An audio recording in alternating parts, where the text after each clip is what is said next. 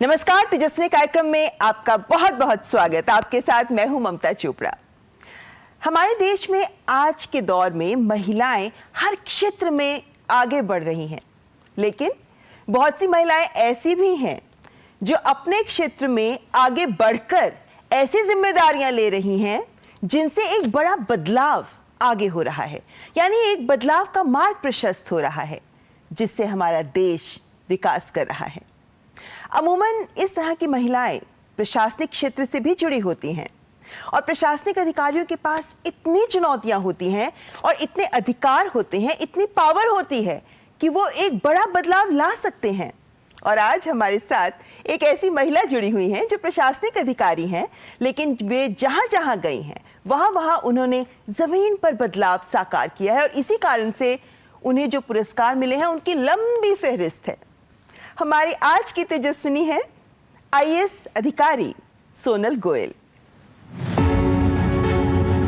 देश सेवा के जुनून के लिए सीएस और फिर एलएलबी करने के बाद भी निजी क्षेत्र में करियर त्याग कर परिवार के विरोध के बावजूद सोनल गोयल ने जिस जज्बे के साथ आईएएस अधिकारी बनने का सफर तय किया था, उसी को साध कर पिछले 15 वर्षों के अधिक समय से काम कर रही हैं। सिविल सेवा परीक्षा में अखिल भारतीय स्तर पर 13वीं रैंक हासिल की।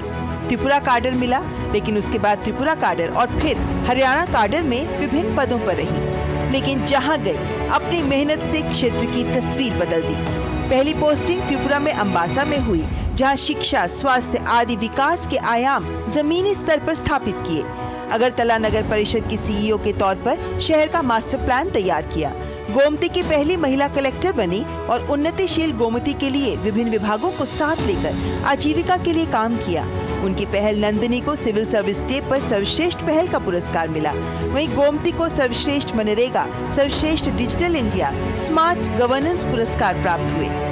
झज्जर में उपायुक्त के पद पर सामाजिक भागीदारी के जरिए साझी मदद, राहगीरी, माहवारी पर उमंग एक पहल, लैंगिक असमानता पर जागृति पहल, सामाजिक कुप्रथाओं और लिंगानुपात सुधारने के लिए सोच पे दस्तक नारी की चौपाल, मारी लाडो पहल, बाल अपराध पर जागरूकता को लेकर बाल रक्षक पहल, समग्र शिक्षा अभियान के तहत छात्राओं को आत्मरक्षा में ट्रेनिंग जैसी कितनी ही नवीन कदमों को आगे बढ़ाया। महिलाओं के लिए वॉइस ऑफ विमेन नाम से पॉडकास्ट भी करती हैं, तो वहीं युवाओं के साथ भी काम करती हैं।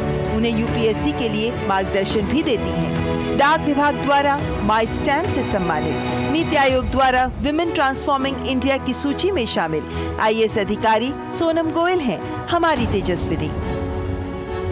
तो आइए करते हैं मुलाकात सोनल गोयल से। सोनल जी, बहुत बहुत स्वागत आपका। थैंक यू सो मच, बहुत बहुत नमस्कार Mamta ji, and thank you for inviting me on this prestigious platform. Thank you. अमूमन हम आईएएस अधिकारियों के बारे में लोग खबरों में सुनते रहते हैं जी। हम पर्दे के पीछे एक तरीके से देखते हैं कि हाँ, ये कुछ है जो एक अधिकारी ने किया, लेकिन तेजस्विनी के मंच पर एक ऐसे प्रशासनिक अधिकारी को बुलाना जिन्होंने इतना काम किया है, हमारे लिए भी एक गौरव का पल है। बहुत बहुत धन्यवाद। लेकिन एक बात बताइए, अभी आप एक युवा अधिकारी हैं, मात्र 15-16 साल हुए हैं आपको जी जी आईएएस ऑफिसर के तौर पर। जी जी जी जी। ऐसा क्या मंत्र है आपके पास कि आपकी पहली पोस्टिंग से लेकर जहां जहां पोस्टिंग्स हुई हैं, जो जो जिम्मेदारियां दी गई हैं, आपने झंडे गाड़ दिए? नहीं, thank you so much for your appreciation. मुझे लगता है कि प्रशासनिक अधिकारी हो या हम कोई भी फील्ड में, अगर हम काम किसी भी फील्ड में हम चूज़ कर रहे हैं कि हमें उसमें जाना है, तो सबसे इम्पॉर्टेंट क्या है? सबसे इम्पॉर्टेंट है आपकी कमिटमेंट। आपकी कमिटमेंट तभी आएगी जब आप उससे पैशन डिराइव कर रहे हैं।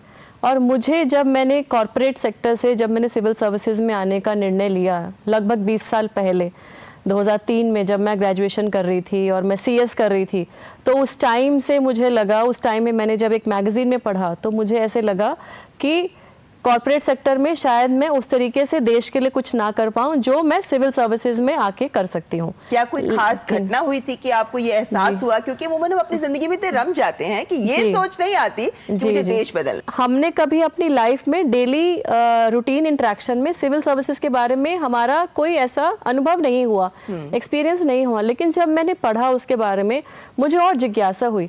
मैंने कुछ अपने कलीग्स, कॉलेज के कलीग्स, कुछ अपने टीचर से बात की, प्रोफेसर से बात की, तो मुझे एक्चुअली एक अंदर से ना एक किक हुआ कि नहीं मेरे को इसमें जाना है and this is something which will give me an opportunity to perform and give my contribution towards the country and nation. But were you a bright student throughout? Normally जो बहुत पढ़ने वाले बच्चे होते हैं ना वो सोचते हैं. I was generally a bright student from maybe 7th onwards. उससे पहले मैं थोड़ी एक एवरेज टाइप की ही रही कि सब चीज़ें करती थी, पढ़ती भी थी और खेलती भी थी और अच्छा मतलब फ्रेंड्स के साथ टाइम स्पेंड करना.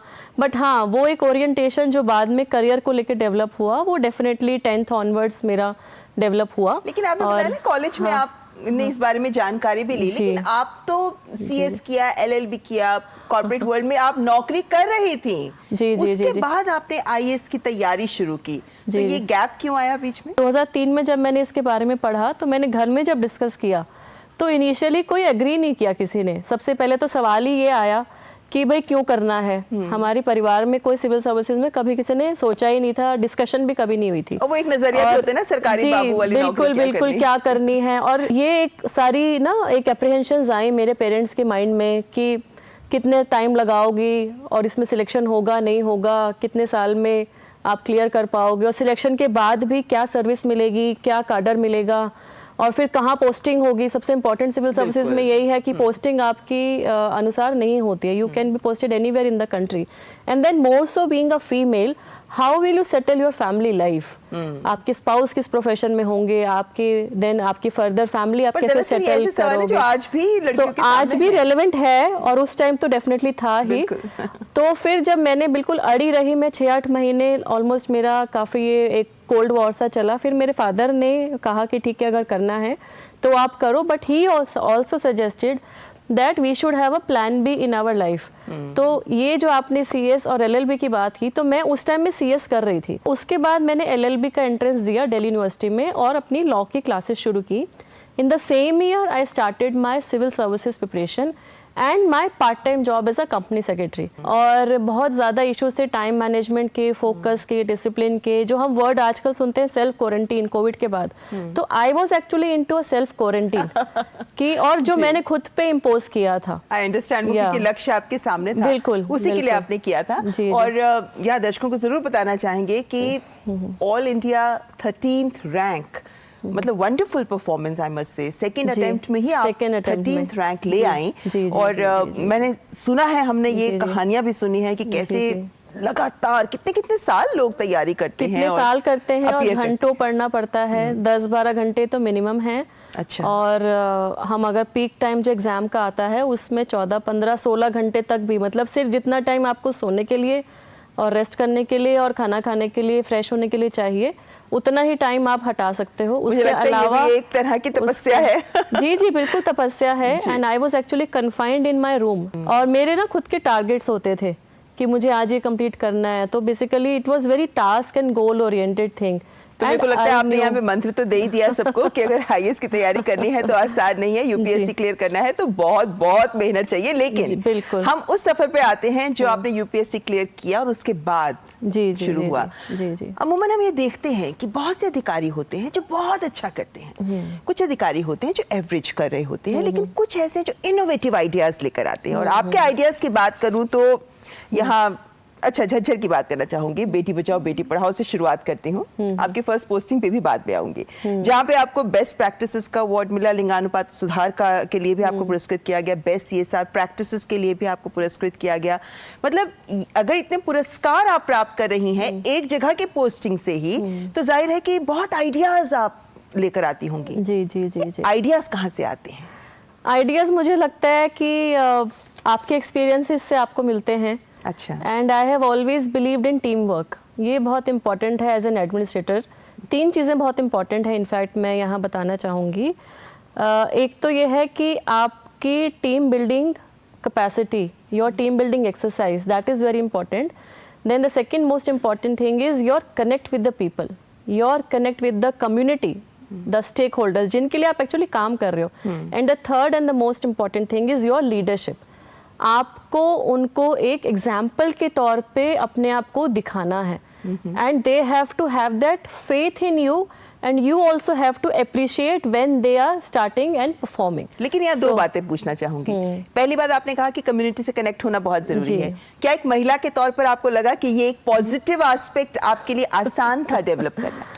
I think it was a double-edged challenge, double-edged sword मैं बोलूँगी कि कहीं ना कहीं, जैसे झज्जर का एग्जाम्पल लें तो झज्जर में बेसिकली झज्जर का जो एरिया है, झज्जर सोनीपत रोहतक, ये जो बेल्ट है ये एक पेट्रियार्की ड्रिवन बेल्ट है हरियाणा की। यहाँ पे जो कम्युनिटी है उसमें खाप पंचायत की बहुत स्ट्रॉन्ग होल्ड है एंड विमेन को उतना ज़्यादा, अब तो डेफिनेटली चीज़ें बहुत पॉजिटिव हो रही हैं, बट ये भी जो मेरी पोस्टिंग हुई थी 2017 में मेरी पोस्टिंग हुई थी। और उससे पहले लेकिन प्रधानमंत्री जी बेटी बचाओ बेटी पढ़ाओ उन्होंने लॉन्च किया। It was launched in January 2015, right. तो जब मेरी वहाँ पोस्टिंग हुई तो इनिशियली लोगों को ये भी एक्सेप्टेंस नहीं हुई कि एक young lady is the deputy commissioner. और मैं जब गांव में जब टूरिंग स्टार्ट की, क्योंकि मुझे हमेशा ये लगता है कि ऑफिस का काम तो आप शाम को भी कर सकते हैं, the most important thing is that you have to make yourself accessible to the people and you have to also understand their problems through the feedback. और वो फीडबैक तभी मिलेगा जब आप फील्ड में उतरोगे, जब आप फील्ड में जाओगे। और जब ऑफिसर फील्ड में जाता है तो हमारा जो नीचे का जो स्टाफ है, हमारे जो जूनियर ऑफिसर्स हैं, जो फील्ड लेवल ब्यूरोक्रेसी, हम स्ट्रीट लेवल ब्यूरोक्रेसी बोलते हैं, then they are also on their toes because they know that madam and sir can come on inspection any time. So this is a kind of एक team which has to be created. So मैं जब first एक पंचायत में ऐसे गई, एक programme था, तो मैंने ये बात देखी। जब मैं गाड़ी से उतरी तो एक माता जी खड़ी थी सामने, और जब मैं उतरी तो probably she could not take me as the deputy commissioner. तो उन्होंने अपनी भाषा में बोला, यही छोरी डीसी है के, कि हरियाणवी में, कि यही छोरी डीसी है के। तो मैंने बोला, माता जी मैं ही डीसी हूँ, और अगर मैं डीसी बन सकती हूँ, मैं भी पानीपत से ही बिलोंग करती हूँ, तो आपके घर में जो पोतियाँ हैं, जो आपकी ग्रैंड डॉटर्स हैं, उनको भी इतना पढ़ाओ कि वो कलेक्टर भी बने और उससे आगे भी जो वो करना चाहती हैं वो करे। तो इस तरीके की मुझे लगता है कि जितने लोग देखते रहेंगे कि women are having good profiles in the society और एक लीडरशिप पोजीशंस में है, it actually acts as an inspiration and an encouragement to the other women also, to the other females also. लेकिन आपने जैसे कहा कि एक पेट्रियार्की सिस्टम था वहाँ पर जी, लेकिन अगर हम ब्यूरोक्रेसी की भी बात करते हैं तो वहाँ पर भी पुरुष ज्यादा हैं, अधिक हैं। बिल्कुल। और एक माइंडसेट बना हुआ है, एक व्यवस्था बनी हुई है, माइंडसेट के साथ काम करते हैं वो सब भी। बिल्कुल। उसमें अपनी जगह, अब आजकल तो बहुत सारे आईएएस ऑफिसर्स विमेन हो गई हैं, लेकिन उसमें अपनी जगह बनाने के लिए भी मशक्कत करनी पड़ी। First women Indian civil services officer madam Anna Raja Malhotra 1951 में। उनके जो इंटरव्यूज़ जो प्रिंट मीडिया में अवेलेबल हैं उसमें मैंने पढ़ा, तो उन्होंने ये शेयर किया हुआ है अपना एक इंसाइट कि जब उनका सिलेक्शन हुआ तो उनकी सर्विस कंडीशन में एक केवियट था कि if she marriage she will have to resign. So what kind of a mindset was that? कि if a woman is marrying, she can't discharge her duties as an officer, as an ICS officer. This condition was later on removed, relaxed. She of course got married to another IAS officer, another ICS officer. And तब से हम देखें अभी तक कि women की जो representation है वो सिविल सर्विसेज में बढ़ रही है। जो हाल ही में रिजल्ट आया, यूपीएससी ने जो रिजल्ट अभी डिक्लेयर किया, उसमें 34% of the total selection is the women officers. तो एक बदलाव तो आ रहा है, लेकिन यहाँ पर आपसे बातचीत में जारी रखूंगी, उससे पहले यहाँ एक ब्रेक लेते हैं। ब्रेक के बाद हाजिर होंगे। आप देखते रहें तेजस्विनी। दिन भर की सुर्खियों से अलग खबरों की दुनिया और भी है। खबरें जो आपको दे नया नजरिया, खबरें जिसमें दिखे समाज की परछाई, ऐसी खबरें जो कहती हैं न्यू इंडिया की कहानी, खबरें जो है अनछुई, कुछ खट्टी कुछ मीठी, हम लाते हैं आपके लिए ढूंढकर। खबर हटकर सोमवार से शुक्रवार सिर्फ डीडी न्यूज पर।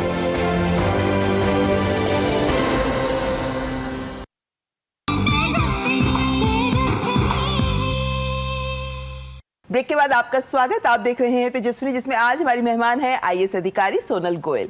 सोनल जी, आपकी पहली पोस्टिंग की बात जानना चाहूंगी, क्योंकि मुझे याद है जैसे हम भी जब कॉलेज में होते थे तब एक ये होता था कि इतनी एनर्जी होती है और इतने क्रांतिकारी विचार होते हैं कि लगता है कि हम सब बदल डालेंगे। जब आप IAS अधिकारी बनी, आपकी पहली पोस्टिंग याद होगी आपको, क्या चैलेंजेस थे, किस माइंडसेट के साथ आप उस पोस्टिंग में गई? मेरी फर्स्ट पोस्टिंग, क्योंकि मेरा काडर मुझे त्रिपुरा अलॉट हुआ था, तो ट्रेनिंग मेरी वेस्ट त्रिपुरा डिस्ट्रिक्ट में एज असिस्टेंट कलेक्टर हुई, और उसके बाद जो हमारी फर्स्ट इंडिपेंडेंट पोस्टिंग है वो मेरी हुई as SDM Ambassa sub divisional magistrate, Ambassa sub division in district धलाई। तो ये दूर दराज का क्षेत्र होगा प्राइमरीली, हाँ, एक ये बेसिकली दूर दराज का ही था और ट्राइबल डोमिनेटेड सब डिवीजन था। तो 19 मेजर ट्राइब्स जो हैं उनके लिए कोकबोरक एक भाषा है जो कि वहाँ पे उनकी तरफ से बोली जाती है। तो बंगाली लेकिन मैंने सीख ली थी तब तक, और मैं जब भी फील्ड में जाती थी तो उसी में कम्युनिकेट करती थी। एक साथ में हमारा क्या रहता था कि हमारे जो PG जो बोलते हैं, जो पुलिस के जो गार्ड होते हैं, तो मैं एक जब भी इन एरियाज में जाती थी तो उसको साथ में लेके जाती थी, ताकि he use to act as a translator. अच्छा, एटलीस्ट इनिशियली कि मुझे उनकी बात समझ में आए, उनको मेरी बात समझ में आए, and then there is a healthy connect. तो जो आपने जोश की बात बोली, definitely I was also filled with my ambition, और मुझे लगा कि ये चैलेंज है अकेले वहाँ पे रहने का, जो एक पूरा एनवायरनमेंट में अडॉप्ट आपको करना है। और मेरे से ये वाले जो इलाके हैं यहाँ पे सिक्योरिटी चैलेंजेस भी होते होंगे। सिक्योरिटी चैलेंजेस भी हैं। इवन जब मुझे याद है जब मैंने वहाँ ज्वाइन किया था, अब तो सिचुएशन इज नॉर्मलाइज, उस टाइम में ये था कि अगर आपको 5 बजे अगर आपको मूव करना है, इवन ऑफिसर को भी, पब्लिक के लिए तो था ही था, इवन ऑफिसर को ही मूव करना है तो विदाउट पुलिस सिक्योरिटी आप मूव नहीं कर सकते हैं। तो मेरा क्या था, मैंने सबसे पहले यही सोचा कि जो हमारे सबसे दूर के एरियाज़ हैं जहाँ के ट्राइबल लोग मेरे तक नहीं पहुँच पा रहे हैं, तो मैं वहाँ तक जाऊँ। तो मैंने अपने जितने एडमिनिस्ट्रेटिव कैंप्स हैं मैंने वहीं किए, और कुछ पारास, हमने 7 पारा, लोकल पार्लेंस में उन हैमलेट्स को पारास बोलते थे, पारास हमने आइडेंटिफाई किए, जिसमें कनेक्टिविटी इशू की वजह से 7, 8, 10 किलोमीटर रोड नहीं थी मोटरेबल। इसकी वजह से वहाँ पे primary health centre, anganwadi centre, school properly work नहीं कर रहे थे, क्योंकि गवर्नमेंट एम्प्लॉयज़ वहाँ पे जा नहीं रहे थे। हमने लोकल BSF की वहाँ पे जो प्रेजेंस है, त्रिपुरा में बहुत अच्छी प्रेजेंस है, Tripura has the longest border with Bangladesh, so उनकी हेल्प ली, और उन्होंने अपनी जगह, उनके जो BSF की जो आउटपोस्ट के जो कैंप्स थे उस एरिया में इनको रहने की उन्होंने permission the. And these staff who were posted in Anganwadi center, health sub center, school, they used to stay from Monday to Friday in their camps, come back to their home on weekend and then again go. यानी तो एक तरीके से आपने पूरा system हिला के रख दिया। एक कोलैबोरेशन, एक छोटा सा एक एफर्ट हमारा जो था, जिससे हालांकि वहाँ पे 250-300 लोग होते थे उस पारा में, लेकिन वहाँ पे हमको इतना अच्छा लगा। I have those fond memories कि वहाँ पे स्कूल चल रहे हैं, वहाँ हेल्थ फैसिलिटी अवेलेबल हैं, वहाँ वेटनरी डॉक्टर जा रहा है, वहाँ पे हेल्थ सर्विसेज हैं। मैं कह रही थी शुरू मैंने बोला कि एक अच्छा अधिकारी अगर आ जाए आपके जैसा तो तस्वीर बदल जाती है। लेकिन यहाँ मैं गोमती की बात करना चाहूंगी। आप वहाँ DM थे, कलेक्टर के तौर पर थे। नंदिनी पहल आपने वहाँ शुरू की, आपको वहाँ नेशनल मनरेगा अवार्ड मिला, नेशनल डिजिटल अवार्ड मिला, स्मार्ट गवर्नेंस अवार्ड्स मिले हैं गोमती को जब आप वहाँ पे अधिकारी के तौर पर थी। माई स्टैम्प भी पोस्टल डिपार्टमेंट ने रिलीज की। जी जी जी जी जी। ये क्या गोमती जैसा एक कह सकते हैं ना, कई बार एक अध्याय होता है आपकी जिंदगी का, कह सकते हैं आपकी प्रोफेशनल लाइफ का भी एक अध्याय रहा। उन्नतिशील गोमती हमने जिले का जो कैंपेन था उसको नाम देने के लिए उन्नतिशील गोमती हमने एक कैंपेन के रूप में एक स्लोगन हमने दे दिया था, उन्नतिशील गोमती। सो वहाँ पे डेफिनेटली दिस स्टेक होल्डर्स के कोलैबोरेशन में, कन्वर्जेंस में, जो मनरेगा की आपने बात बोली, तो उसमें सिर्फ मनरेगा ही नहीं, उसके साथ साथ जो एसोसिएटेड डिपार्टमेंट्स है, एग्रीकल्चर, हॉर्टिकल्चर, फिशरी, ARDD, उन सब के फंड, पंचायत डिपार्टमेंट, उन सब के फंड्स को कोलैबोरेट करके हम किस तरीके से सस्टेनेबल लाइवलीहुड्स को जनरेट करें, एम्प्लॉयमेंट के साथ साथ ऐसे काम जो कि वो पूरे साल कर सकते हैं, खेती का ऐसा काम जो वो पूरे साल कर सकते हैं, तो वो सब हमने करने का प्रयास किया। बेटी बचाओ बेटी पढ़ाओ अभियान जो प्रधानमंत्री जी ने जनवरी 15 में लॉन्च किया था, उसमें 100 पायलट डिस्ट्रिक्ट्स में गोमती डिस्ट्रिक्ट भी था।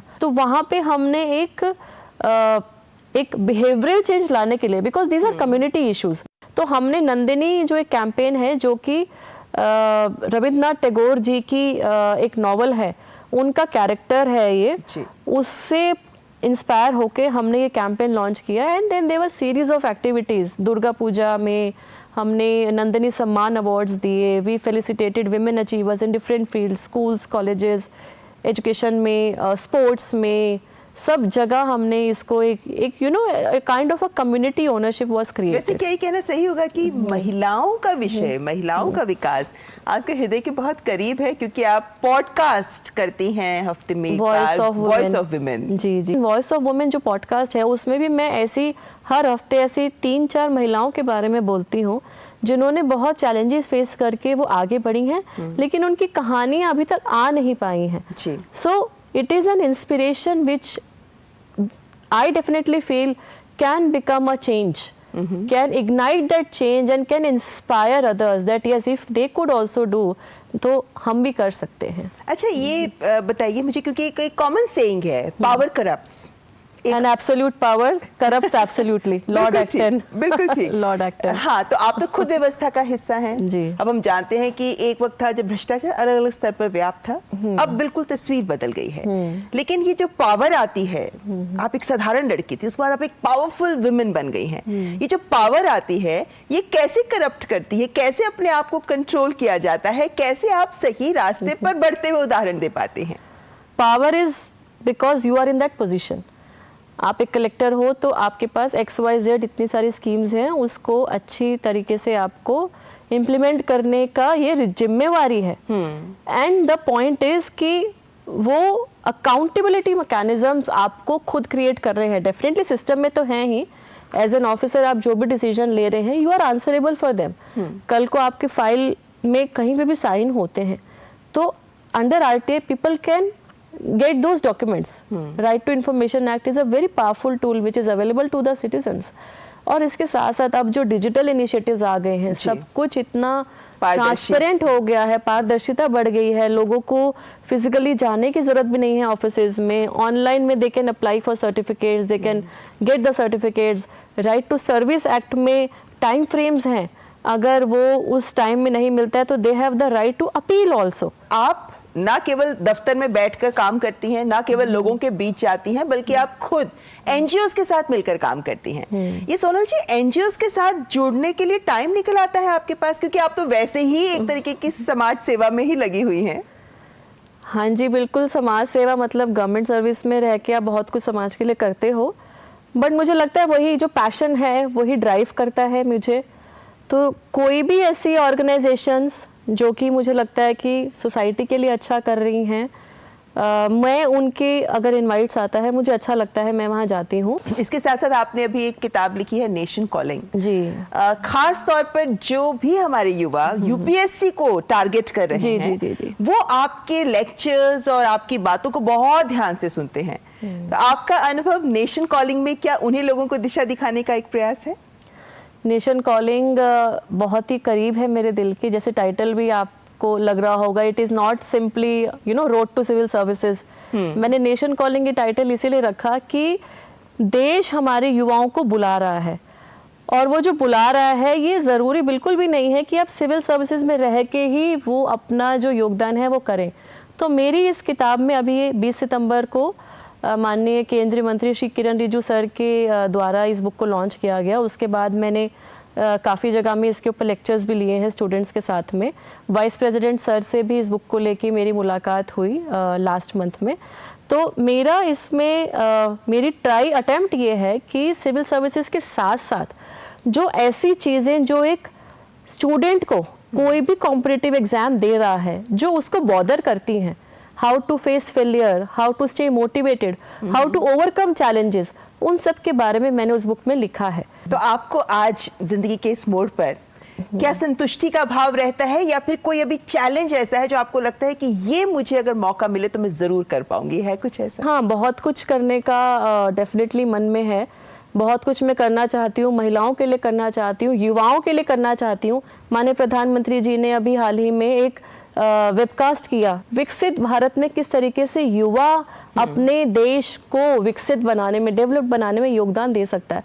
तो मुझे लगता है हमें उस पोटेंशियल को और यूटिलाइज करना चाहिए. We should mentor them, we should guide them and channelize their energy in the positive direction. अच्छा, आपकी पर्सनल लाइफ की बात अगर मैं करूं आप पहले यूपीएससी क्लियर कर गई, लेकिन उसके बाद आपके हस्बैंड ने भी ट्राई किया और क्लियर भी किया. जी. तो क्या आपसे इंस्पिरेशन ले रहे थे वो? मेरा सिलेक्शन में उनका बहुत इम्पोर्टेंट उनका रोल रहा. बहुत उन्होंने मुझे नोट्स वगैरह बनाए, मेरी जीएस की पढ़ाई करवाई, इंटरव्यू की तैयारी करवाई. अच्छा. एंड इवन रिजल्ट बताने वाले भी वही व्यक्ति थे मेरे को. 2 साल बाद लगभग उनको खुद ही लगा कि मैं प्राइवेट सेक्टर में यहीं पे हूँ, ये वहाँ पे है, तो he should also try to be in government service.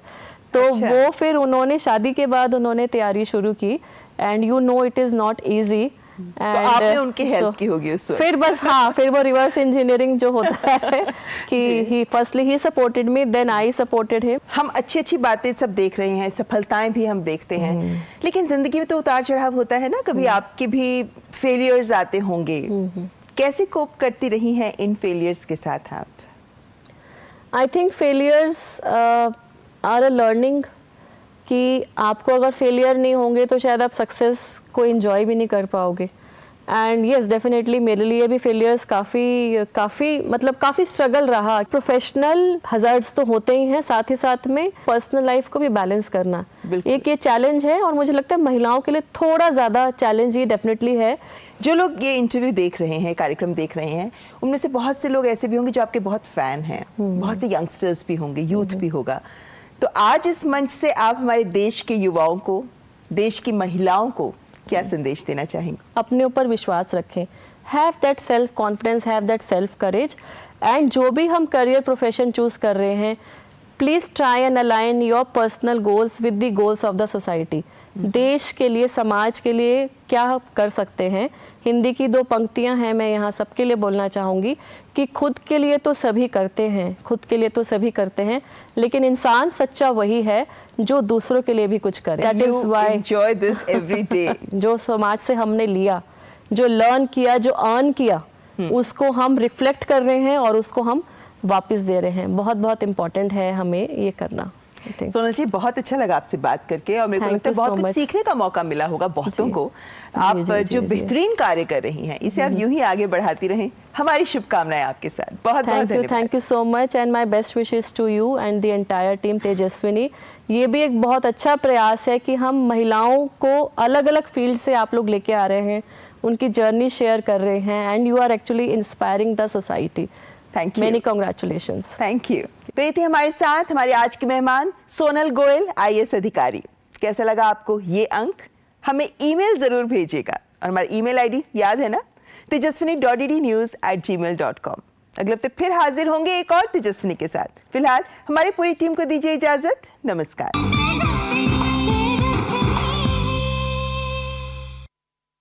Money मंत्र के प्रायोजक हैं नेशनल पेंशन सिस्टम. अपना बेहतर कल सुनिश्चित करने के लिए NPS जरूरी है.